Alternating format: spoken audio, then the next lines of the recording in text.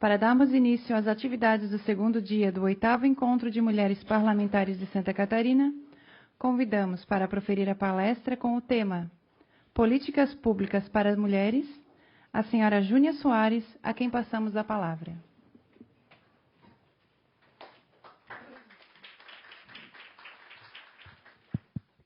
Bom dia, meninas. Bom dia. Tá funcionando? Tá, né? Não sei nem se a gente vai precisar. Apresentar a Cláudia. A Cláudia é meu braço direito, né, minha amiga, minha diretora técnico-científica lá. Eu falo minha porque, né, é um longo caminho. E já adiantando um pouquinho do que a gente vai conversar hoje, uma colega que está comigo, uma colega de governo, né, servidora pública como eu, né, e estamos juntas na Fundação Escola de Governo já há alguns anos, trabalhando lá, e é uma parte integrante um pouquinho do que a gente vai conversar hoje, né. Então, dando início, desvirtuou aí um pouquinho, mas que legal. Estava com medo que as cores dessem uma esmanecida, mas aparentemente isso não aconteceu. Obrigada. Então, pessoal, estou bem contente com o convite, né, feito pela Marlene e pelo Paulo. Agradecer muitíssimo pela oportunidade da gente fazer esse encontro, conversar com vocês e agradecer a todas que estão aqui hoje. Né, imagina uma sexta-feira chuvosa, um frio danado lá fora, e vocês, essa hora da manhã, estão aqui firmes e fortes. Muito obrigada. Agradecer também aos rapazes que estão aí, né, representados. Joia, beleza, que bom. Vamos pensar política pública para mulheres, né? Mas não apenas para mulheres. Mulheres porque esse tema fala ao nosso coração, essa é a nossa situação, essa é a nossa realidade. Mas, como veremos, mulheres é um tema bem amplo, né? Mulheres é uma das minorias, das diversas minorias. E quando a gente fala mulheres, a gente está falando de quê? Né? Quais mulheres? Né? Mulheres da capital, mulheres do oeste, mulheres de classe média alta, mulheres de baixa renda, classe C, D, mulheres negras, mulheres brancas, mulheres de nível superior, mulheres com pouca instrução, mulheres independentes financeiramente, mulheres dependentes financeiramente. Ou seja, a gente dentro de um tema que já é minoria, a gente está falando de um universo, né? É um tema muito amplo, que em si já comporta, nossa, uma amplitude imensa de diversidade. E é sobre esse tema tão amplo, tão vasto, que a gente vai tentar chegar a alguns denominadores comuns. Então, acho que o nosso maior desafio nessa manhã, nessa hora que nós temos hoje, é juntas refletirmos, porque é uma reflexão que não é fácil, né, sobre alguns denominadores comuns, sobre tentar trazer uma contribuição para vocês das nossas reflexões feitas, né, na Escola de Governo, sobre alguns possíveis caminhos. Né. Não há soluções fáceis, não há. A gente vai ver isso um pouquinho. Então, eu vou começar me apresentando para vocês, né, trazendo um pouquinho da minha inquietação quando o Paulo e a Marlene fizeram esse convite lá atrás. Eu pensei assim, nossa, né, que eu, né, uma simples servidora pública concursada de carreira, né, tenho para falar para vocês. Vocês são, né, pessoas que estão aí, vocês vivenciam esse problema, né? Acho que seria melhor eu sentar lá e falar assim, meninas, me contem, né, como é que eu faço política pública para mulheres? Talvez eu devesse ouvir vocês, ao invés de ter a pretensão de falar para vocês. Né? Mas tentei achar um caminho, espero ter conseguido. Né? Fazer um pouquinho, um rápido recorte assim, das teorias, resgatar um pouquinho, bem breve, prometo. Não vim aqui para dar aula de jeito nenhum, mas só para a gente equalizar, para vocês entenderem quais foram as premissas nas quais eu me baseei para chegar às minhas conclusões. Como as políticas públicas podem nos ajudar, e estou falando aí do chão de fábrica de vocês, né? Estou falando, obviamente, daquilo que é o métier de vocês, o dia a dia de vocês, e o nosso esforço de contribuição enquanto escola de governo, enquanto pesquisadoras, enquanto não apenas teóricas, mas, sobretudo, practitioners, né? Ou seja, executivas de administração pública. Ok? Então, vamos lá. Então, quem vos fala hoje? Quem é essa pessoinha aqui na frente de vocês? Cláudia, por favor. Então, eu sou a Júnia, né? Júnia, uma brasileira apaixonada por Brasil, daquelas que nunca cogitou resolver seus problemas pegando um voo internacional, né? Mas que nasceu em Belo Horizonte, Minas Gerais, está ali a Lagoa da Pampulha, ali a igrejinha da Lagoa da Pampulha, que tinha uma bela carreira, bastante financeiramente recompensadora, né? Trabalhei em alguns... Banco Nacional quebrou, mas não foi culpa minha não, viu, gente? As mais jovens não conheceram, mas era um banco grande, era bom trabalhar lá. A gente patrocinava o Ayrton Senna, né? Então, assim, a gente ganhava boné do Ayrton Senna, era um espetáculo. Eu era da área de marketing do banco, sabe, aquela coisa dinâmica. Tinha até autógrafo da Ayrton, né? Então, era muito legal. Quebrou, mas não foi culpa minha. Já não estava no banco mais, ele quebrou depois. Bem, trabalhei no Citibank muito tempo, na Gás Térmica, era uma joalheria, espetáculo, dava desconto, a gente comprava, era uma beleza, né? Então, uma carreira bastante satisfatória na iniciativa privada. Até que meu marido teve um câncer e faleceu de uma maneira bastante brusca, né? Assim, foram 28 dias, olha, ele está doente, é câncer, e te prepara que ele está morrendo. Como assim? Peraí, doutor, o senhor está maluco? Ele tem 35 anos de idade. Ele é militar, né? Ele é a saúde personificada. O senhor deve estar de brincadeira comigo, né? Mas foi assim que aconteceu. E nesse momento, a vida da gente, ela muda de uma forma muito radical, né? Eu diria assim que você expande o teu horizonte de uma tal maneira que você... Desculpa, gente, a minha respiração até acelera um pouquinho, né? Mas eu já me acalmo de novo. Porque...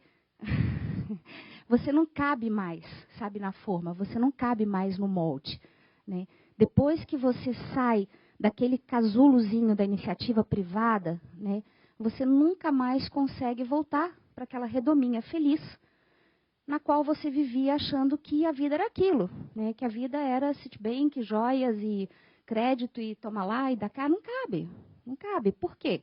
Porque durante a doença do Fábio, um belo dia, eu tive que entrar para pegar uma assinatura do médico dele, porque ele estava lá na São Sebastião, bonitinho, lindo, aquela clínica maravilhosa, né? E eu precisei de uma assinatura do médico dele. E eu tive que ir ao que onde hoje fica não era o CEPOM, ficava lá antigamente, onde hoje é o EMOSC, né? Ali a FAES. E eu entrei naquele lugar. Era digno, né? Mas tinha ambulância na porta de Mafra, de Chapecó, de Rio do Sul. E eu vi aquela fila, aquela longa fila de pessoas doentes como o meu marido. E esperando. E ele estava lá deitadinho, bonitinho, né, confortavelmente instalado num quartinho com abajur, com enfermagem, né? Essa é uma longa história, né? Mas enfim, o ponto disso tudo é que a gente muda, né? Então, depois de tudo isso, né, a Júnia, a mãe do Vitor e do Rafa, essas duas criaturas lindas, né? Que claro, são meus, né? São os meus filhos.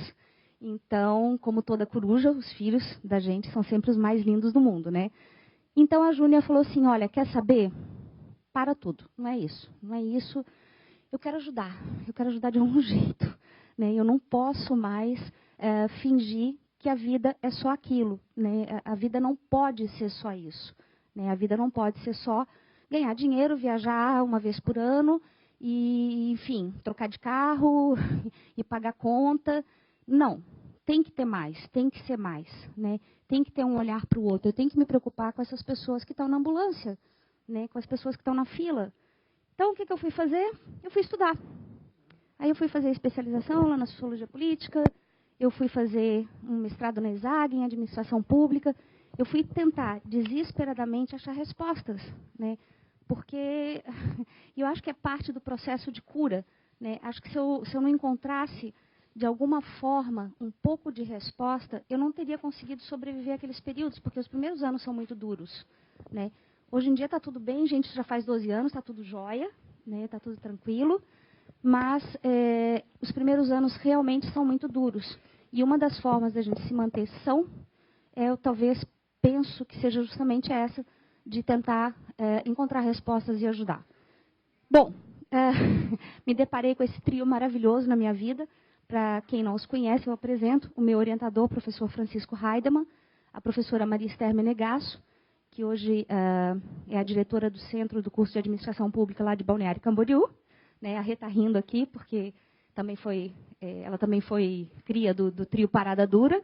Né, e o professor Francisco Salme, que à época eram os cabeças do curso de Administração Pública aqui da ESAG, em Florianópolis. Então, muita gratidão, né, aos meus mestres, aos meus mentores intelectuais. E, a partir disso, fiz o concurso para o governo do estado de Santa Catarina, onde estou até hoje nessa luta por tentar ajudar. Como servidora pública, eu acredito que sim, a gente ajuda sim. O trabalho que eu vejo que é feito é muito sério, muito sério. Né? O que eu vejo é uma imensa maioria de colegas muito dedicados e muito sérios. Né? É gente de muita qualidade, que trabalha muito, que quer muito fazer um trabalho muito bem feito. Enfim, isso é uma outra conversa. E estou, então, à frente da Fundação ENA há 2 anos e meio, com muito orgulho. Né? Porque, primeiro, eu sou mulher.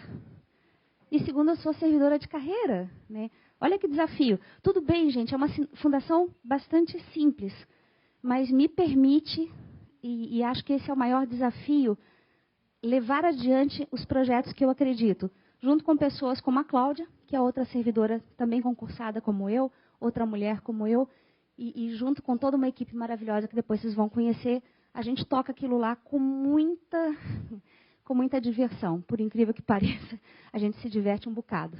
Né? Então, feitas as apresentações, bom dia! A Fundação ela atende uma previsão constitucional, está lá no artigo 39 da Constituição, que todas as esferas de poder público deverão manter escolas de governo para o aperfeiçoamento profissional dos servidores para a sua progressão funcional. Né? Então, a escola de governo ela foi criada em 2009, justamente para fazer a capacitação, a formação, o desenvolvimento dos servidores públicos do Estado de Santa Catarina, a fim de que eles, então... A Constituição ela trata mais para fins de progressão funcional mesmo. Né? A forma como a gente vê a escola de governo é que as capacitações, ou seja, tudo aquilo que o Estado oferece em termos de conhecimento para os servidores, deve estar alinhado a uma estratégia de desenvolvimento funcional. Ou seja, o Estado não pode pagar curso para os seus servidores, não pode deixar de investir em capacitação e informação sem que isso esteja alinhado com a necessidade do próprio Estado de conhecimento. Né? Então, é essa ponte que a Fundação ENA faz, de mapear as competências, o conhecimento, as lacunas de formação dos seus servidores, né, da equipe de servidores do Estado, e tentar preencher essas lacunas dentro das diretrizes de governo e de Estado mesmo, não apenas pensando em termos de governo de mandato, né, mas de conhecimento que o Estado demanda, daquilo que a sociedade precisa. Então, é uma escola de governo, literalmente. Nós só trabalhamos com servidores públicos, para servidores públicos. Então, a gente tem ali a Karine, por exemplo. Na verdade, nas 3 esferas de poder público. Né? A Fundação, nesse momento, a gente teve já alunos da esfera federal, e nesse momento a gente tem um programa muito bacana com municípios. Né? São 9 municípios, é um programa muito legal que a gente toca, que está até... O projeto Qualifica, que eu vou até aproveitar depois para divulgar para vocês. Teremos um seminário lá na UNOESC, lá em Chapecó, na sexta-feira, dia 26/5. Né? Esse é um outro projeto que a gente tem especificamente para municípios. É um projeto maravilhoso. É a primeira vez que a gente consegue, com a ajuda dos parceiros, trabalhar na esfera municipal. E está sendo muito gratificante. Né? Mas, enfim. Então, é isso que uma escola de governo faz. A gente, contra tudo e contra todos, a gente faz capacitação, a gente faz formação, a gente faz seminário, faz simpósio, faz estudos, faz pesquisa. e fica incomodando todo mundo. Secretário, olha, seu pessoal está precisando de uma formação. Ah, mas não tem dinheiro. Pois é, secretário, mas precisa. Né? Olha, esse negócio aí, suas licitações, seus contratos, o povo precisa, o senhor está cheio de gente nova, o senhor precisa de formar esse povo, senão as licitações vão dar errado. Ah, mas não tem dinheiro. Pois é, mas vamos lá conversar com o diretor de tesouro, a gente arruma um dinheirinho, vamos fazer essa formação, né? E no final o negócio sempre vai, né? Aí você chega lá, o outro, secretário, olha, precisa, a gente conversei com o seu pessoal do recurso humano, o seu pessoal do planejamento, e é preciso fazer uma formação. Ah, mas não tem dinheiro, mas só tem um dinheirinho aí, um dinheirinho pequenininho, porque o outro secretário lá tem também um dinheirinho pequenininho, a gente junta os dinheirinho pequenininho e fazemos uma formação zona, que tal? E assim vai, e a coisa funciona, né? É meio na base do esforço pessoal, mas quando a gente fala de capacitação, é isso mesmo, gente. Né? A gente tem uma rede nacional de escolas de governo, e todo ano, quando a gente se reúne, é um espetáculo. Eu adoro, porque a gente chora junto. No país inteiro é sempre a mesma história, é sempre a mesma dificuldade, os desafios são os mesmos. E que bom que é assim, porque a gente se sente muito confortado, né, com a dificuldade, porque é isso aí. Bem, então, como contribuir? Eu fiquei pensando assim, pensando, meu Deus do céu, o que eu vou falar para esse pessoal assim tão qualificado? Eles vivenciam e eu tenho a pretensão de levar algo, uma contribuição para elas e para eles. Aí eu lembrei de uma coisinha. Passa para mim, Cláudia. Lembrei disso aí. Isso aí é a porta do meu carro. Essa é a porta do meu carro, batido. Passa para mim, Cláudia. Olha o espetáculo. Imagina você, à 1h da manhã. Eu estava saindo da festa de aniversário de 20 anos do meu filho, do meu caçula, aquele moreninho da foto, do Rafael. Eu achei que a gente ia ter luzinha, gente. Não temos luzinha, mas não tem problema, porque eu sou meio desastrada mesmo, então até melhor que a gente não tenha luzinha. Eu vinha por aqui, pela Lauro Linhares. 1h da manhã, eu não bebo, não costumo beber. Enfim, parei meu carro aqui, essa é a minha rua, ali na Trindade, na Lauro Linhares. Educadamente dei seta, porque eu sou das que dá seta, à 1h da manhã. Tinha um táxi subindo, essa minha rua ela é uma ladeira. Tinha um táxi que estava aqui parado e um incauto que estava vindo aqui. Mas ele já estava terminando de passar. Lauro Linhares é uma baita de uma preferencial, né? Eu dei seta educadamente, o táxi estava na ladeira esperando a vez dele. Pensei, o táxi vai esperar. Normalmente, eu teria deixado o táxi passar antes, porque a minha rua, como ela é ladeira, ela é uma ladeira meio desconfortável, mas ele não estava sinalizando para onde ele ia. E eu raciocinei comigo, me lembro de ter raciocinado assim, tipo, eu não vou ficar esperando ele decidir para onde ele vai. Seta estava dando, seta, eu cruzei. Na hora que eu cruzei, para entrar na minha rua, eu moro logo aqui. Eu estava vendo a janela do meu quarto pensando assim, meu Deus, eu deixei a lâmpada do abajur acesa. Minha conta de luz vai vir aquele espetáculo. Eu só vi aquela luz vindo na minha direção. A batida foi bem na minha porta. Deu aquela porrada em cima da minha porta. Mas sabe aquele estrondo, aquela luz vindo? Bêbada eu não estava, gente, mas eu fiquei tão nervosa. Não tinha um músculo do meu corpo que não tremesse com esse impacto na minha porta. Passa para mim, Claudinha. Qual foi o primeiro comentário que eu ouvi? Adivinha.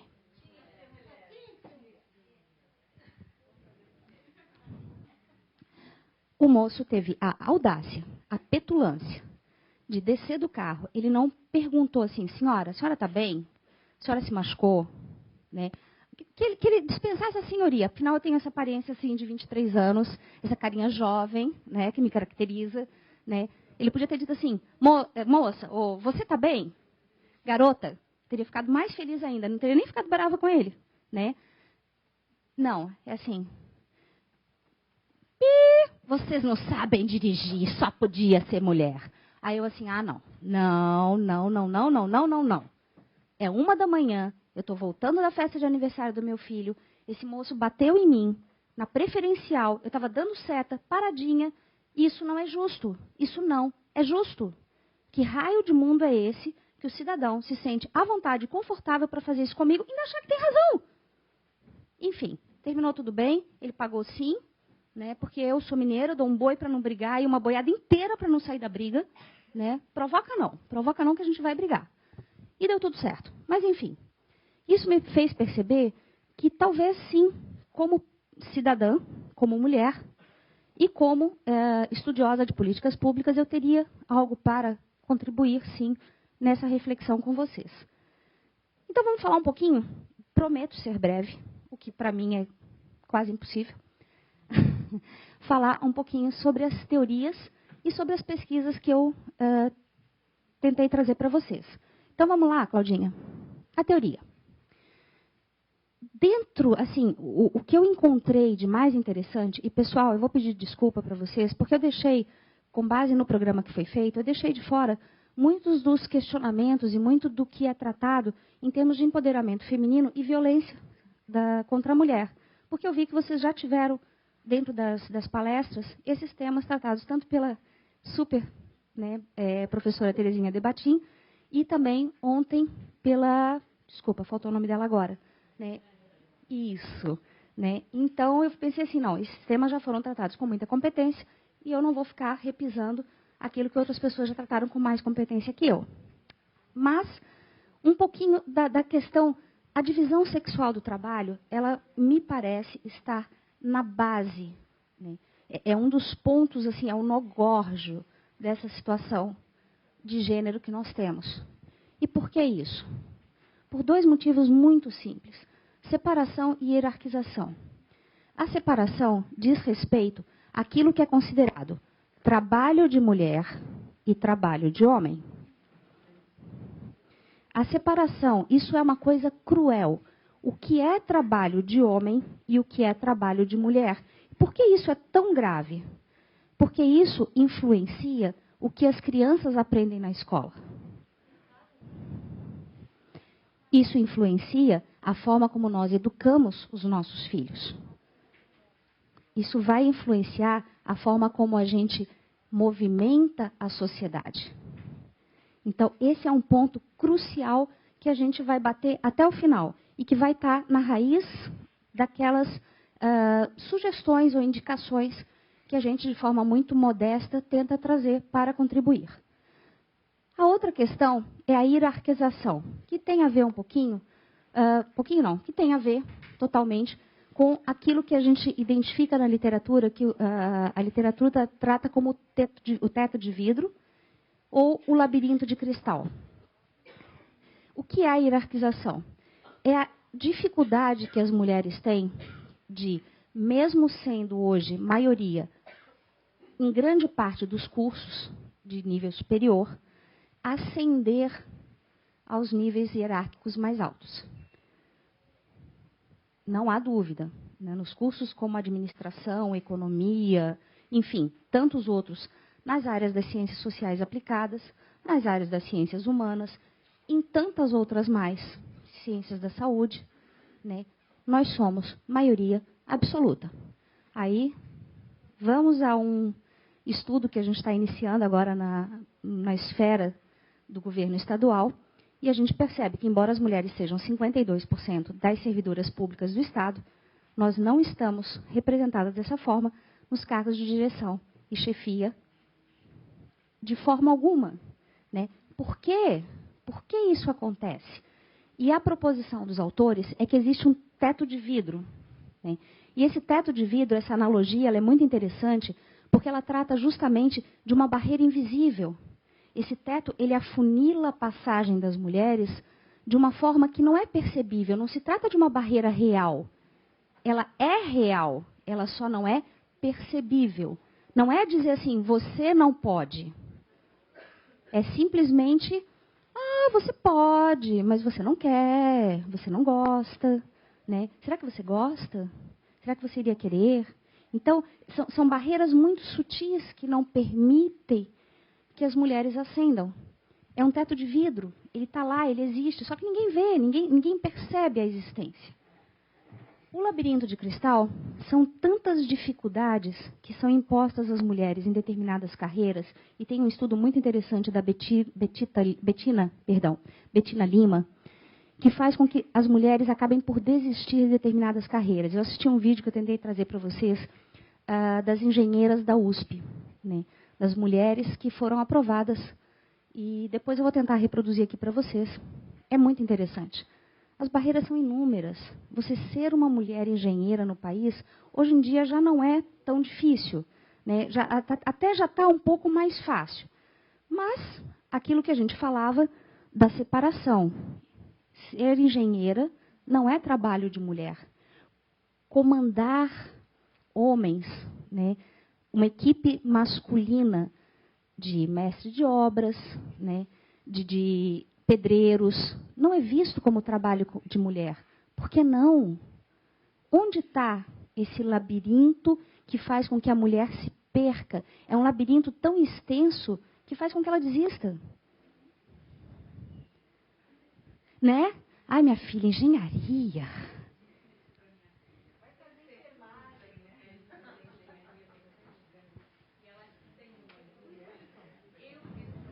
Não é incrível?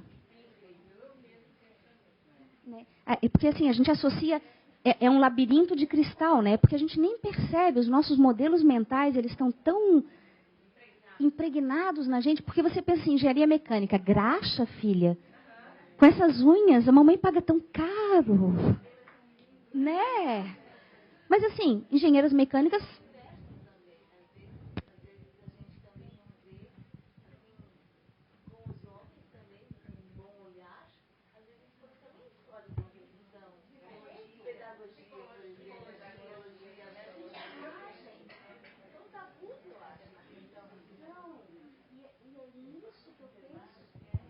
Assim, um homem enfermeiro.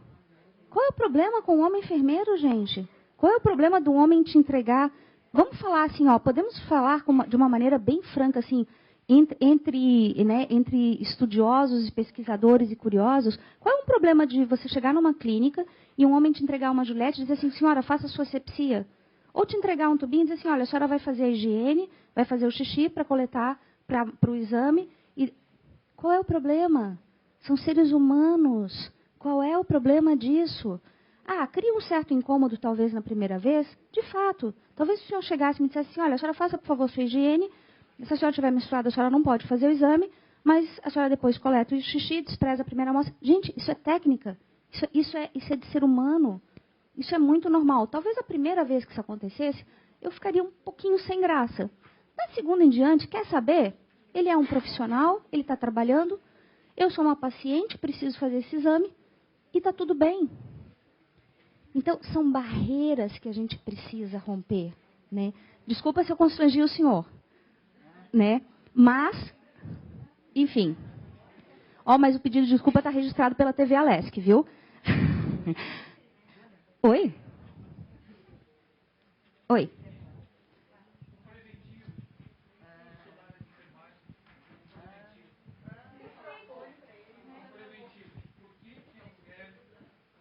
Ai, obrigada por estar aqui hoje.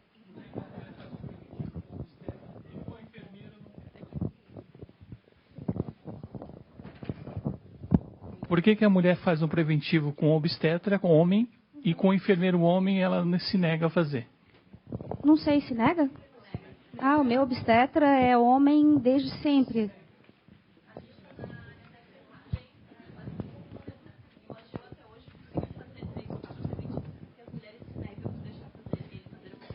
Gente, isso é um absurdo, né? Você é um profissional, eu sou uma paciente, isso não tem cabimento. A gente precisa romper com essa cultura, né?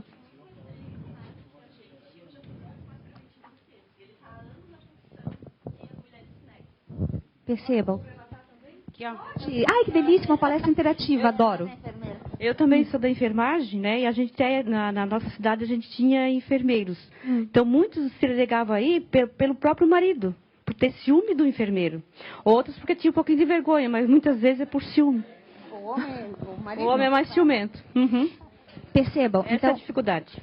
Esse é um estado de coisas assim, ó, que não é uma questão da gente simplesmente dizer, olha, a partir de agora é o seguinte, mudou tudo, acabou tudo e nós vamos combater tudo. Não, não é assim. A gente não está propondo que da noite para o dia mudou tudo, a gente tem um botãozinho de liga e desliga e a gente vai desligar. Não é isso. Eu penso que a questão é que a gente tem que respeitar o estado de coisas, tentar mudar, e isso a gente vai ver lá no fim, não vamos chegar no fim da palestra ainda, porque falta um longo caminho. Eu tenho ainda... Nossa, quão pouco tempo. Não, gente, está uma delícia esse negócio, vou sair daqui não. Ô, Paulo, cancela a próxima rodada. Mas o fato é que nós precisamos, a partir dessa realidade, começar a mudar para as gerações futuras. Né? Bom, os estudos, agora eu vou começar a correr um pouquinho, mas assim, obrigada, gente, é isso aí. Né? Me interrompam quantas vezes for preciso. Porque essa contribuição é muito importante, porque vejam vocês como realmente assim, aquilo que a gente vê na teoria está fundamentado na prática, e a prática deriva para a teoria e vice-versa. São dois pontos que se retroalimentam. O foco na dominação. Os estudos realmente, eles têm esse foco nas relações de dominação, ou seja, nas relações de poder. Né? Por conta de uma questão muito simples, dizendo o seguinte, que homem é o padrão. Porque quem determina o padrão? Quando eu falo assim, olha, a mulher é diferente do homem. Implicitamente eu estou assumindo que o homem é o padrão, que o homem é a regra. Né? E percebam, não é que há um problema com isso. A questão é que no momento em que há um padrão, uma regra, eu sou diferente. Né? E essa questão de nós, mulheres, sermos as diferentes, nos torna... em todas as situações, reféns da nossa diferença. Porque nós temos que adaptar-nos, como diferentes que somos, a um mundo da normalidade masculina. E não é assim. Não precisa ser assim. O mundo ele é colorido. Mesmo nós mulheres, aquilo que a gente falava no início, dentro do nosso gênero mulheres, há uma imensidade de diferenças. Nós não somos iguais umas às outras. Né? Nós não somos iguais em gênero, nós não somos iguais em educação, nós não somos iguais em condição social, nós não somos iguais com relação à nossa sexualidade. Né? As diferenças são inúmeras. Então, como homens não são iguais? Essa situação de normalidade, se a gente for olhar as pesquisas, elas também são extremamente cruéis para os próprios homens. Eles também sofrem com isso. Mas vamos em frente. O nome do jogo, né? As desigualdades e as reivindicações por igualdade social, econômica, política. E aí me chamou a atenção uma lacuna na teoria. Né? Os teóricos, de forma geral, eles fixam muito nessas três primeiras desigualdades. A igualdade social, a igualdade política, que diz respeito à maioria de vocês, das senhoras, e sobretudo, muito, se bate muito na igualdade econômica. Eu diria que a gente está esquecendo da mais importante das igualdades, que é a igualdade educacional. E eu vou abordar isso lá no final. Essa é a mais importante das igualdades, gente. A igualdade educacional. A possibilidade de sermos engenheiras, astrofísicas, enfim, qualquer coisa que nós queiramos ser. Desde o início, desde o primarinho. E esse questionamento que eu vou levar até o fim. Igualdade ou equidade? Porque tratar com igualdade desiguais é algo extremamente complicado. Igualdade é uma coisa. Agora, equidade é outra. E eu acredito muito no modelo de Rawls. Justiça como equidade. A partir do momento que você reconhece as diferenças, que você permite que haja sim diferenças, mas não diferença em que você é o padrão e eu sou, digamos assim, a esquisita. Eu sou a diferente. Né? Eu sou a que não segue a regra. Mas assim, ó, ok, somos todos diferentes uns dos outros. Não há padrão. Somos todos diferentes uns dos outros. Então, a partir dessa constatação, somos todos tratados com equidade, você começa a ter justiça. Beleza. As diversas posições teóricas, e olha, meu Deus, isso é um mundo, né? Eu passava a vida inteira estudando e não arranhava a superfície. Né? Você tem o feminismo, universalismo, estruturalismo, que eu nem botei aí, diferencialismo, pós-modernismo e por aí vai. É muito sólido, é muito consistente, tem muito mérito, muito mérito. Meu Deus, como eu gostaria de poder estudar, é tão vasto, é tão amplo, é magnífico. Mas eu acredito realmente, como essas autoras mais recentes, a Colin e a Scott, elas falam muito o seguinte: gente, vamos transcender isso, vamos transcender essa discussão do poder, essa análise mais Foucaultiana. E o próprio Foucault fala muito isso, né? Das relações, sabe, de modelos, das relações de conflito, né? Dessa lógica de opostos, né? Essa coisa conflituosa. Vamos transcender essa.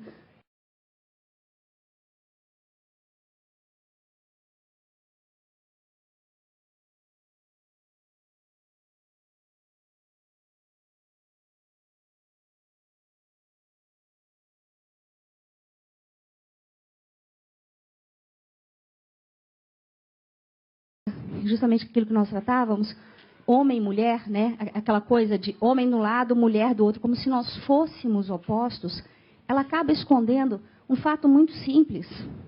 Nós somos todos juntos, é tudo junto e misturado, gente. É tudo ali, ó. Né?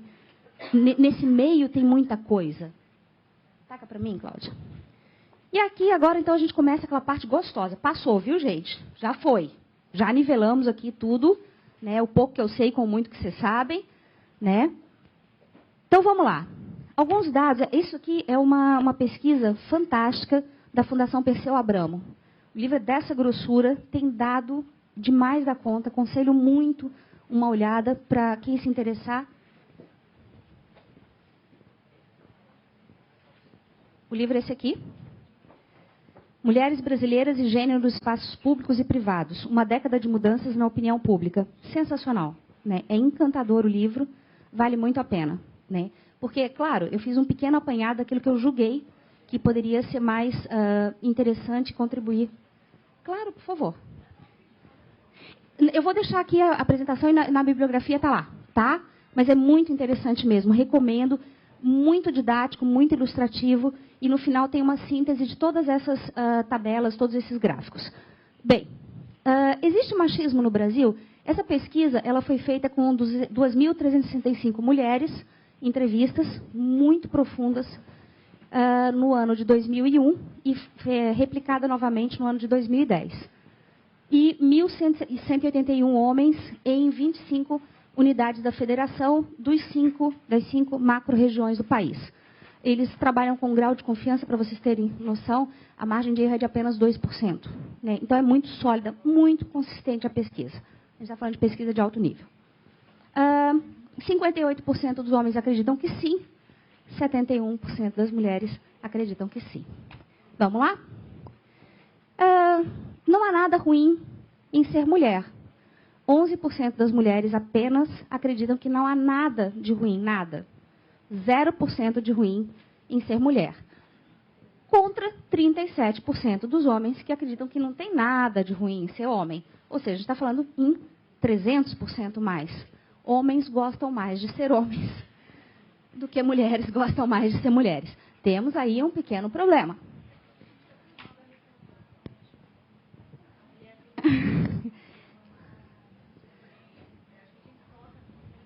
Da vitimização.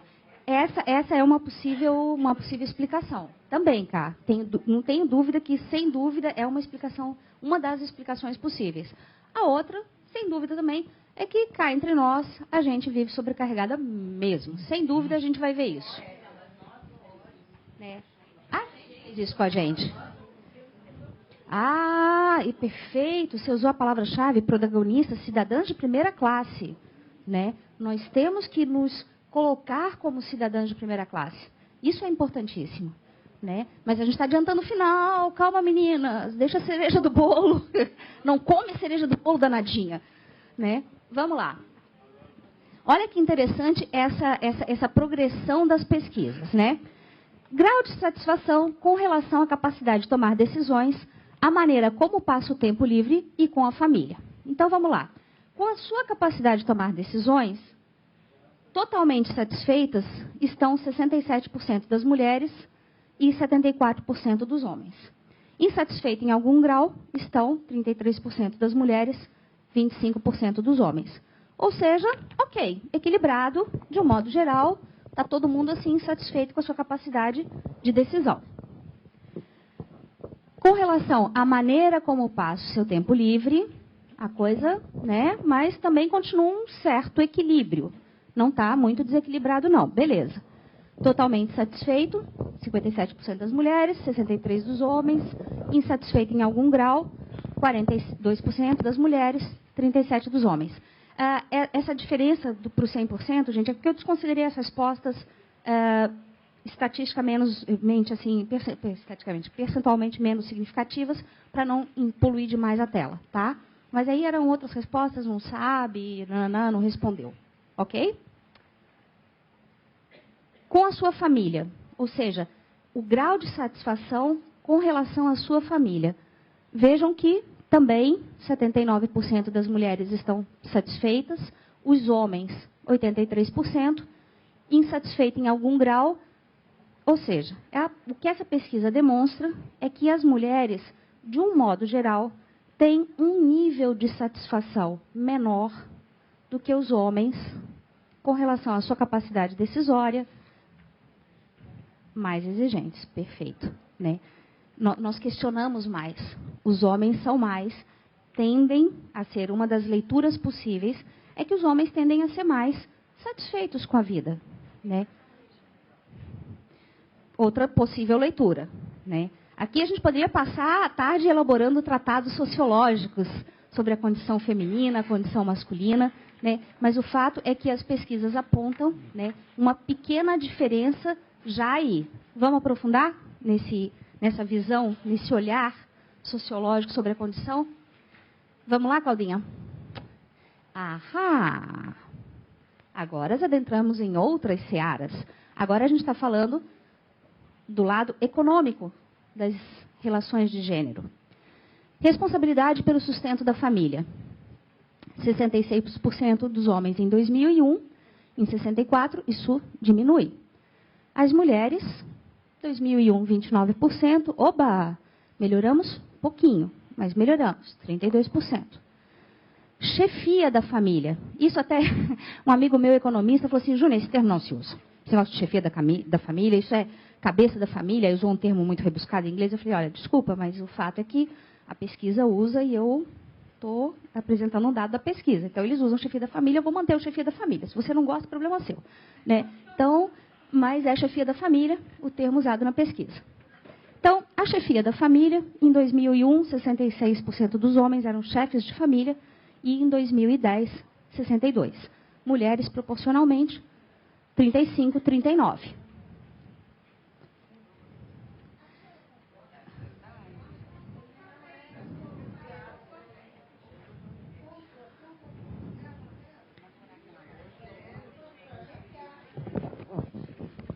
Eu acredito que hoje a situação, na verdade, é outra, ainda que não seja admitido publicamente. Porque na minha casa eu mando, na da vizinha ela manda, na outra vizinha ela manda. Eu só conheço mulheres que mandam na casa, eu não sei se essa aí realmente.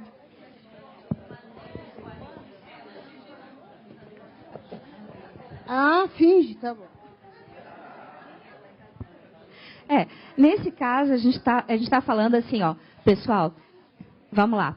A pesquisa, ela trata realmente do ponto de vista econômico, né? A pesquisa, ela não fala do ponto de vista, assim, ó, a gente finge que deixam para as casadas, né, as que estão em união estável. Gente, a gente não está falando disso, né? Que assim, tá bom, meu amor, e vai lá e faz do jeito que a gente quer, porque é a gente que manda mesmo. Não estamos falando disso, né? Isso aí, tadinhos de vocês, né? Vocês vivem tão felizes. Pessoal, a pesquisa anterior mostrou que eles são tão felizes porque eles pensam que mandam, né? Não é isso, gente, né? E eles são felizes, deixa eles felizes. Quer acabar com a felicidade deles? Que coisa! Quer que eu traga aqui uma pesquisa mostrando a infelicidade masculina? Tá doida, menina? Né? Não. O fato objetivo é que aqui a gente está falando de padrão econômico, né? O que essa pesquisa demonstra claramente é que, apesar de nós havermos progredido bastante... Não é o meu, né, Cláudia? Senhor. Não é o meu. Apesar de nós havermos progredido muito no quesito... tá.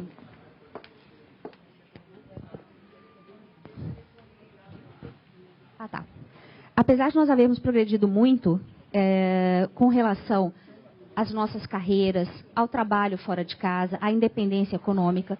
Objetivamente, a pesquisa demonstra que essa atribuição, ela ainda é, em grande medida, responsável pela chefia da família, do ponto de vista financeiro, ainda é uma atribuição masculina. Né? Aqui, essa conotação na pesquisa, fica muito claro que a gente está falando de condições econômicas. Né? Nós melhoramos, é fato, mas aqui a gente está falando de cabeça, né? do head of family, para usar a expressão do meu amigo economista. Né? Talvez ele tivesse razão. Né? A gente está falando realmente do ponto de vista de cabeça da família, de pessoa responsável pelas despesas da casa. Ainda majoritariamente são os homens. Mas vejam que interessante, ou seja, houve uma progressão, houve uma melhora, mas ainda é o homem o responsável, 64%, 62%, a gente avançou. Mas olha que curioso, meninas, olha só esse dado agora. Responsável pela administração da renda no domicílio. Aqui a gente começou a conversar, não começamos? Aqui a gente começou a falar. Ou seja, quem toma a decisão de gasto, de investimento na família? Se em 2001 isso majoritariamente cabia aos homens, agora isso já mudou. Quem manda aqui sou eu. Ah, sou eu sim. Lá em casa eu enfrento uma rebelião diária dos meus filhos, que agora são maiores de idade e querem tomar as decisões financeiras. É uma disputa, sim, terrível. Porque por eles tudo era gasto em restaurante japonês, em passeio, entendeu? Em troca de carro novo. E olha, é difícil, porque eles não são maridos, mas são filhos homens. Então a gente tem assim uma acirrada luta pelo poder econômico. Mas quem manda naquela casa ainda sou eu. E a gente começa a ver isso, que as mulheres realmente assumem o controle, cada vez mais, das decisões em termos de economia. Mas olha que coisa incrível. Em 2001 nós éramos responsáveis 93% dos trabalhos domésticos. E 10 anos depois, uma década depois, que alegria! Né? Que coisa incrível! Que melhora na nossa qualidade de vida. 91% das mulheres são responsáveis por todo o trabalho doméstico. Pessoal, eu não abri aqui, mas isso está quantificado em horas semanais. A pesquisa ela abre em horas semanais. Vocês querem a má notícia? Nós trabalhamos em média, passou de 23 e 45 minutos, se bem me recordo, para 21 horas e alguma coisa semanais. Enquanto os homens, puxa, que bom, obrigada, rapazes, né? Alerta aqui para vocês. Passou de, puxa, legal, de 2 horas e alguma coisinha para 3 horas e alguma coisinha. Valeu, gente. Bem bacana. A gente está bem feliz com vocês. Obrigada. Bem, temos um problema. Então, se temos um problema, sem briga, gente, né? Não se trata de lógica de opostos, lembra lá atrás. Ninguém está aqui para promover, não vamos sair daqui, né? Indo para a porta da Assembleia, fora homens. Não, não, nada disso. Né? A gente gosta deles, eles são bem legais, tá? Vamos pensar em outras soluções. Vamos lá. Já estamos acabando, tá? Mais ou menos. A Marlene está ali aflita. Já estamos indo, Marlene. A percepção das mulheres com relação à comparação com a sua vida há 20 ou 30 anos.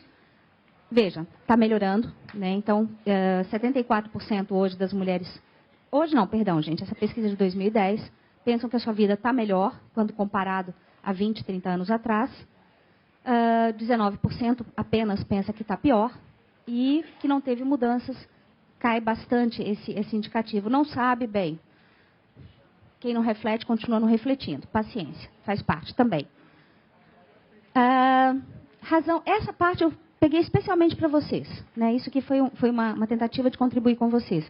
E isso é um ponto de inflexão, um ponto de reflexão e de inflexão bem importante. Isso me desespera. Essa é uma questão assim, que realmente me preocupa muitíssimo. Por que há tão poucas mulheres na política? Machismo. Essa é a resposta de homens e mulheres. 44% dos respondentes atribuem a pouca participação feminina na política a machismo. Falta de interesse, 14%. preconceito e discriminação, falta de confiança. Falta de confiança aí se refere à falta de confiança em si mesma. Né? Ou seja, exato, perfeito, Cá. Falta de oportunidade, 9%, muito importante. Falta de coragem, né? E aí são muito interessantes porque eles desdobram as perguntas que foram feitas para caracterizar essa falta de coragem. É fascinante. Falta de competência, né? Ou seja, a mulher que não acredita na sua competência pessoal para participar da política. E, inclusive, nessas respostas, chamou minha atenção a percepção da mulher de que o espaço político é um espaço muito duro, de uma competição muito acirrada, muito corrupto. Né? Bem, se isso é ou não é, não estou fazendo juízo de valor. O que eu penso é, cabe a nós mudarmos. Nós somos cidadãs de primeira classe, né? Como a nossa colega falou. Nós temos que assumir o protagonismo das coisas. É o nosso direito republicano. A gente fala muito em direito social, a gente fala muito em direito, todo tipo de direito. Cadê o nosso direito republicano? O nosso direito de participar da res pública, ou seja, daquilo que é comum a todos nós. A gente está esquecendo o nosso direito republicano. Bem, vamos seguir adiante, antes que eu seja despejada e me cortem o microfone. Seria uma maneira muito triste de terminar essa palestra. Como políticas públicas podem ajudar? Vou falar... É a parte que eu mais sei, gente. Eu vou ter que passar bem rapidinho. Vamos lá. O que é uma política pública? Bem simples. É tudo que o governo decide ou não fazer. Toda decisão de ação e os resultados que isso produz é uma política pública. Quando um governo, em qualquer esfera, seja prefeitura, Estado, governo federal, seja o legislativo, seja o judiciário, quando ele decide agir ou quando ele se omite da ação, ele está fazendo uma política pública. Quer ele saiba disso ou não, quer eles tenham clareza conceitual ou não, eles estão fazendo política pública. E como é que os governos, todas as esferas de governo, pelo amor de Deus, gente, meu chefe é ótimo, hein? Não estou aqui criticando o chefe não, porque depois vão dizer assim, olha, sua presidente estava lá, falando... Não, eu adoro fazer parte dessa equipe de governo. Como é que os governos, de forma genérica, né, difusamente, resolvem problemas complexos? O Cuba é uma bela amostra de problema complexo, né? Aquele negócio é um inferno. Você fica ali, vai. Como é que a gente resolve? Via de regra, super prático. Pronto, está resolvido. Espetáculo, né? Acabou o problema. Complexo. Resolvido o problema, chefe. Né? Bem, a nossa proposição é que, assim, o ciclo de política pública, ele é muito... Claro, que é uma simplificação. A gente está falando aqui de uma forma esquemática, mas que a gente consegue, engraçado, quando a gente estuda isso, a gente consegue perceber muito claramente na realidade essa forma como a política pública ela funciona. Você tem claramente, começa com a montagem da agenda. Grupos de pressão, a sociedade, traz um problema ao conhecimento do governo. Então, no seu município, há um problema de saúde. Vamos começar pelos mais básicos dos problemas. Um caso de epidemia de... Me ajudem. Dengue, perfeito. Obrigada, Marlene. Há uma epidemia de dengue. Né? E isso, então, se torna um problema, jornal, imprensa, mães revoltadas. Bem, então, começa a montagem da agenda. Essas demandas vão chegando ao tomador de decisão. O que acontece? Em seguida, você começa a formular a política, ou seja, diversas alternativas são trazidas. Né? Vamos fazer isso. Vamos contratar um especialista, vamos fazer concurso, não é emergência, né? Dispensa a licitação, não, vamos chamar alguém da Fiocruz, ou seja, diversas hipóteses são cogitadas. Essa parte é um verdadeiro brainstorm, é aquela parte em que tudo ferve. Interessantíssima. Gente, essa parte é aquilo que a gente chama de janela de oportunidade. É uma das partes mais ricas do processo de uma política pública. É a parte onde nós temos a oportunidade de influenciar no processo. Eu amo a parte da formulação da política, porque ela é onde toda pessoa que tem a oportunidade pode efetivamente agir enquanto sociedade, enquanto, digamos, é a palavra que não se usa muito, mas é advocacy, né? Enquanto pessoa que tenta influenciar o processo de tomada de decisão política. Bem, o tomador de decisão toma a sua decisão, implementa e decide, não, vamos fazer o seguinte, vamos fazer um convênio com o município de Florianópolis, vamos encaminhar, então, os pacientes para Florianópolis, vai ser tratado assim, e está decidido. Ok, tomada a decisão, partimos para a implementação. Vamos precisar de mais ambulância, vamos pegar, vai fazer assim, vamos pedir apoio para a polícia militar, que vai fazer o transporte. Implementa. Né? Aí entra a burocracia. Né? Entramos nós, servidores públicos, para fazer com que a decisão do chefe seja cumprida. Beleza. Vem a parte posterior importantíssima, novamente, outra janela de oportunidade, normalmente esquecida, a avaliação. Essa é a hora de você.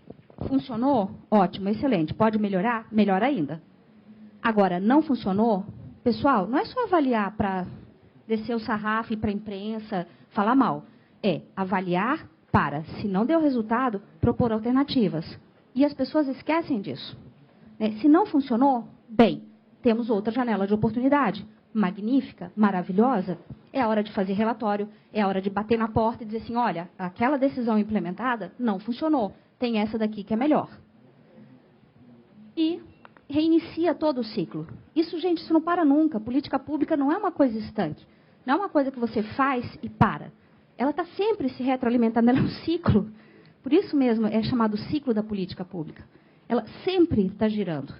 Às vezes o problema é sanado e aí realmente política, ela é, digamos assim, desabilitada. Porque aquele problema específico foi sanado, ok, não precisa mais. Não carece mais de uma intervenção do governo. Mas se é algo recorrente, isso vai girar e girar nesse completo movimento de melhoria. Ou não, porque se a gente não fizer nada também não melhora, simplesmente replica. Vamos lá, Claudinha? Bem, chegamos então agora à nossa tentativa, né, fruto da nossa reflexão interna lá na Fundação ENA, de trazer algumas contribuições para esse debate. Ok, Júnia, objetivamente falando, conversamos, foi legal, beleza. Como que nós podemos agora, né, aplicar isso na prática? Como é que nós podemos trazer políticas públicas que melhorem, né, a relação entre homens e mulheres, a relação do gênero feminino na prática? E mais uma vez resgatando, né, eu acredito que o professor Denhardt, ele esteve aqui no Brasil algumas vezes, ele foi reitor da Universidade da Arizona, Arizona State University, e ele sempre nos falava assim, pessoal, com toda a técnica, com toda a sua tecnicidade, a administração pública, ela é um espaço muito pessoal. E eu sempre falava assim, nossa, que coisa maluca, né? Administração pública pessoal, aquela burocracia toda, né? A impessoalidade, né? Está lá na Constituição. A administração pública é um espaço, é um exercício muito pessoal. Né? Nós somos pessoas ali dentro fazendo administração pública. E ao me preparar para essa palestra, eu me lembrei do exemplo das escolas anglo-americanas. As escolas anglo-americanas, e talvez aqui esteja a minha pessoal contribuição mais importante para vocês. Reflitam sobre isso, senhoras e senhores. Reflitam. As escolas anglo-americanas, e eu tive a felicidade, a sorte de estudar numa delas durante 5 anos, elas têm, dentro das suas formações, e é obrigatório, é uma disciplina que você roda, você perde o ano por conta dela, na qual meninos e meninas, desde pequenininhos, aprendem tarefas do lar. Todo menino e toda menina numa escola anglo-americana é obrigado a aprender a cozinhar, a trocar tomada, a consertar carro, a trocar pneu. É obrigado a aprender tudo que faz parte do universo, do cotidiano, do dia a dia de homens e mulheres, indiferentemente, a costurar. Homens saem da escola, do ensino médio, sabendo pregar botão. Sabe? Uns vão pregar melhor que outros, né? Algumas mulheres irão trocar pneu com melhor eficiência que outros. Detalhe, isso faz parte depois, numa questão lúdica de atividade de gincana. Eu ajudei a minha equipe a ganhar uma gincana trocando pneu mais rápido que as outras meninas. E eu nunca me esqueço do prazer que isso me deu. Foi incrivelmente prazeroso. Gente, eu sou uma especialista em trocar pneu. Pneu furou? Chamar a seguradora que nada, tá comigo. Chave de roda, não, o negócio lá, o borracheiro trancou. Verdade, eu não tenho força. Mas eu subo em cima daquilo, pulo até soltar. Que bobagem. Por quê? Quem foi que disse que a gente não pode? É óbvio que há uma diferença biológica. Lembra quando a gente falava das diferenças? Né? A diferença não é porque o homem é o padrão. A diferença é porque, obviamente, nós não temos músculo como os homens têm. Né? Bem, então, essa quebra do padrão da divisão sexual, por favor, é preciso quebrá-la na infância, na educação. Isso é preciso que as crianças cresçam achando natural que essa, sabe, ir para um lado, ir para o outro. Fazer supermercado é uma atividade para ambos os sexos.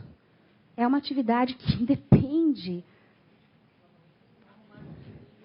Arrumar brinquedos, sabe? Lavar louça.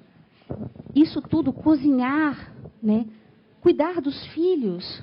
Mas, pessoal, não é ficar no discurso, sabe? Isso é uma questão curricular, isso é uma questão de educação mesmo. É bem pertinente, é por aí a educação, e já houve no Brasil. Na minha época, a minha escola, Catulo da Paixão Cearense, que está abandonada pelo governo do estado de Santa Catarina, lá em Sombrio, há 5 anos, ela tinha uma cozinha onde nós aprendíamos a cozinhar. Nós tínhamos meninos e meninas, aulas de bordado, de costura, e que com a mudança curricular, não sou a favor da ditadura, mas era no período da ditadura, e após as mudanças, foram se extinguindo, né? Foram se dividindo. Claro, ponto A, obrigada. Você é A? Maria Aparecida, obrigada. Isso aí, gente, percebam. Nós somos a sociedade, nós ditamos as regras. A estrutura curricular que as nossas crianças aprendem tem que estar submetida ao nosso direito. Lembram dos nossos direitos republicanos? É o nosso direito de participação. Pessoal, é uma questão muito simples. Eu quase rodei em algumas disciplinas. Sabe no que eu quase rodei? Eu quase perdi o ano, gente. O ano, investimento dos meus pais pagando escola particular, eu quase rodei em tricô. Eu não consigo parar com aquela agulha na mão. Aquele negócio caía, aquela desgraça lá, desfazia tudo. Ai, que inferno. Que linha desgraçada. Aquilo, olha, é uma coisa... Ó. Bem, sabe, tinha meninos que cozinhavam maravilhosamente bem e não sabiam abrir o carburador do carro. Gente, faz parte. A gente chegava em casa cheirando a gasolina assim e não havia problema nisso. Depois disso eu tive um Fusquinha. Vocês imaginam como foi útil saber mecânica de automóveis, porque o Fusquinha vivia o tal do platinado grudável, eu ia lá, desmontava o carburador, passava uma lixa no platinado. Espetáculo, vocês não sabem do que eu estou falando. Mas era bom pra caramba, me ajudou muito na vida. Olha, o fato objetivo é o seguinte, que se na escola, na tenra idade, nós quebrarmos essa concepção da divisão sexual do trabalho, nós teremos dado uma grande contribuição para a humanidade, para o futuro. Nós olharemos para o futuro das nossas mulheres, da nossa sociedade, porque não são só as mulheres que sofrem, os homens sofrem também, gente. Está ali na pesquisa, está mostrado o sofrimento que isso acarreta para eles. Eles também se sentem, sabe, massacrados por essa necessidade de serem os provedores. Isso também dói neles. Eles também sofrem. Né? Então, nós olharemos para o futuro com aquele sentimento de legado. Né? Eu fiz algo. Eu lutei para que essas diferenças... Ah, mas a grade curricular são poucas horas, matemática é importante, português é muito importante. Ok, beleza. Mas e que tal o tempo extra? A gente precisa manter as crianças mais tempo na escola. Que tal isso fazer parte, inicialmente, como tempo extra? Contraturno. Bem, ações de valorização e empoderamento. Compreender para intervir. Né? Nós, enquanto escola de governo, nós somos radicalmente contra as intervenções sem compreensão. E por isso até a pesquisa que a gente inicia dentro do governo do Estado para entender essa realidade da desproporção dos cargos de alta gestão no governo do Estado, para que a gente possa, então, intervir. E o que é intervir, Júlia? É uma política de cotas? Bem, se necessário, né? Levar a proposição para os gestores. Mas, preferencialmente, fazer um movimento que a gente chama de bottom-up, né? Que começa de baixo para cima. Um movimento de empoderamento das mulheres, e a Terezinha já falou muito sobre isso, de convencê-las assim, por quê? Por que você não quer assumir? O que te impede, né, de disputar um cargo? Tem uma gerência vaga. Por que você não se apresenta e diz assim, ei, já pensaram em mim? Eu tenho a formação necessária, a experiência necessária, eu gostaria de ser indicada. Né? Por que não? Quer dizer, há métodos, há técnicas, há cursos, há possibilidades, isso tudo pode ser feito. A única ressalva que a gente faz é que, para intervir, é preciso compreender. Nós somos muito contra intervenções sem conhecimento. Estimula a rede de solidariedade. Pessoal, agora vamos falar assim, ó, bem franco. Depois, quem está falando aqui é a Júnia, a pessoa física Júnia Rosa Soares, não é a gestora da Fundação ENA. Um dos grandes motivos pelos quais a lei da ficha limpa foi aprovado, estudos recentes demonstram isso, houve um apoio maciço das maçonarias. As maçonarias no Brasil e no mundo são grandes redes de apoio. Eu não vou entrar no mérito, não estou fazendo juízo de valor, eu estou afirmando um fato empírico constatado por pesquisas científicas. As maçonarias são grandes redes de apoio que os homens, por milênios, vêm construindo para si. Elas funcionam indubitavelmente como redes de apoio e solidariedade masculina. A gente coopera onde mesmo, gente? Não estou falando. Né? Eu não estou falando das maçonarias. Eu estou dizendo o seguinte, é que eles conseguiram, de uma forma muito boa, a gente agradece, legal, gerar uma rede de apoio para a aprovação de uma das leis mais importantes que esse país já teve nos últimos anos. E o que me leva a perguntar, onde é que nós nos encontramos, qual é o nosso espaço, qual é a nossa rede de solidariedade? A gente compete ferozmente o tempo todo. Nós competimos umas com as outras. E aí me remeto de volta à Cláudia. Lembra quando lá no início eu falei assim, não, a Cláudia faz parte da história dessa palestra? A Cláudia e ela veio trabalhar, me disse ela depois, muitos anos depois, que o dia que ela veio para a gente conversar lá na Fundação, a professora Marta era a nossa presidente, eu era gerente, e a Cláudia veio conversar conosco, ela queria ir para a Fundação, ela estava num outro órgão, e diz ela que eu era muito assustadora. Não sei por quê, eu sou uma santa, né? Eu sou um ser doce, né? Mas, eventualmente, eu ascendi a direção na Fundação, e a Cláudia, então, assumiu uma gerência, e depois fui convidada, acho que eles olharam assim, não tinha ninguém para botar na presidência, bota aquela louquinha ali. Tá, beleza. A louquinha assumiu a presidência. A primeira coisa que eu fiz, Cláudia, só assumo a presidência se você for minha diretora. Se eles não te nomearem diretora, de jeito nenhum que eu vou ser presidente. E é isso, pessoal, essa rede, porque quando a gente sobe, a gente não leva, né? Não estou falando de levar porque é mulher, não é esse o critério. Eu estou falando de levar porque homens fazem isso. Por que quando a gente sobe, a gente não leva as nossas mulheres de confiança junto? Isso é tão óbvio para eles, isso é tão sensato, isso é tão natural. Por que a gente não faz? Né? A Fundação ENA, ela é igualmente, nós temos gerentes homens, temos gerentes mulheres, temos um diretor homem, uma diretora mulher, é uma simples questão de competência. Mas o que eu estou falando são das redes de solidariedade. Qual é o nosso espaço, e cabe às senhoras, né, a vocês, minhas amigas, já não são senhoras mais, essas são as minhas amigas, né? Cabe a vocês pensar qual é o espaço institucional que nós temos para que as mulheres troquem experiência, para que elas criem vínculo. Nós, antigamente, ficávamos em casa cuidando umas das outras, ajudando umas das outras. Hoje a gente foi para o mercado de trabalho e compete ferozmente. Por quê?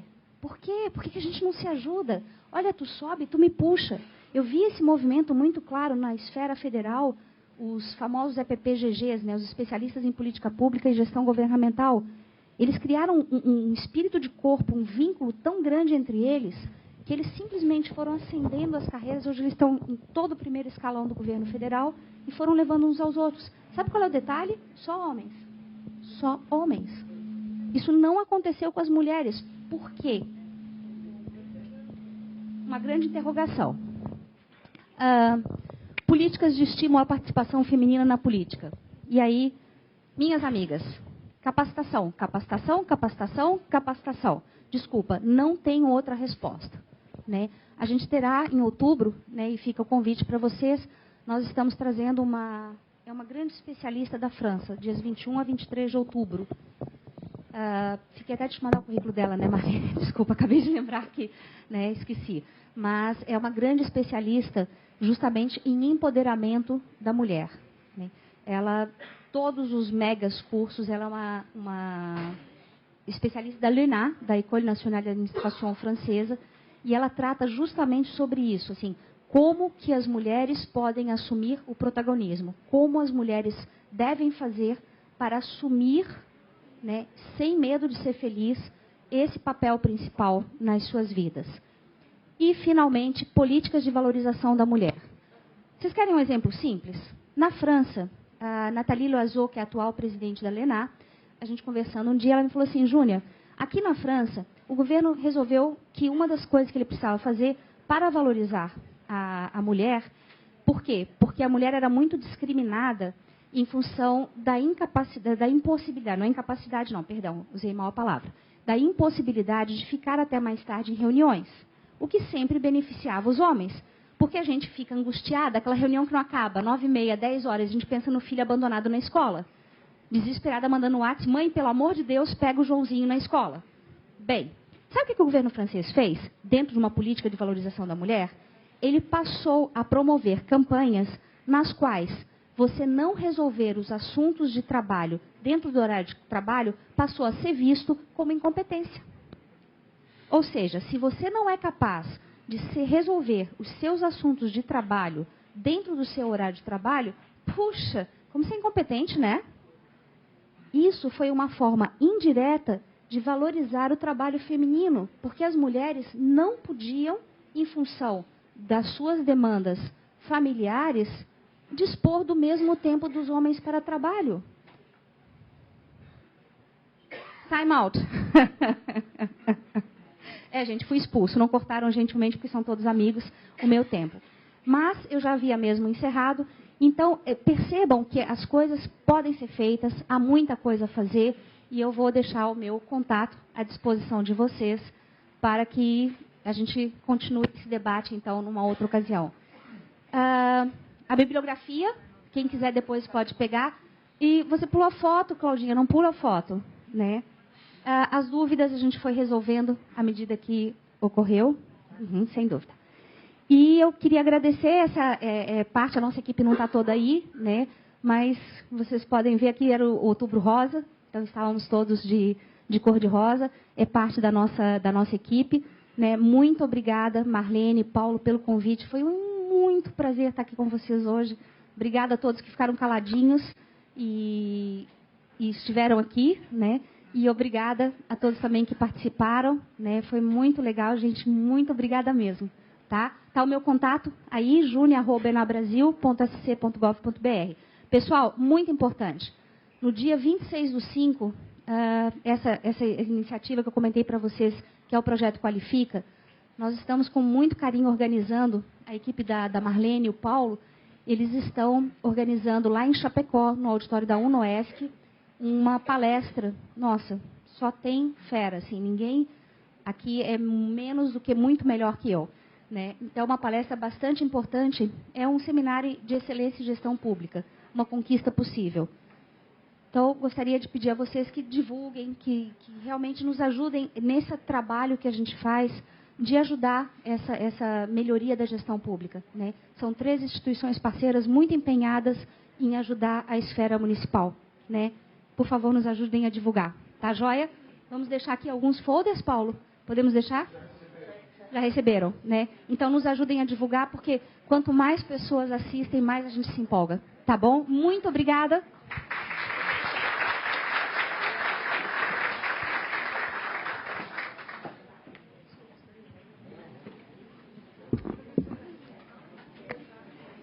Agradecemos a senhora Júnia Soares pela brilhante palestra E convidamos a senhora vereadora Silvana Maria Batista Bunhoto para entregar uma lembrança à nossa palestrante.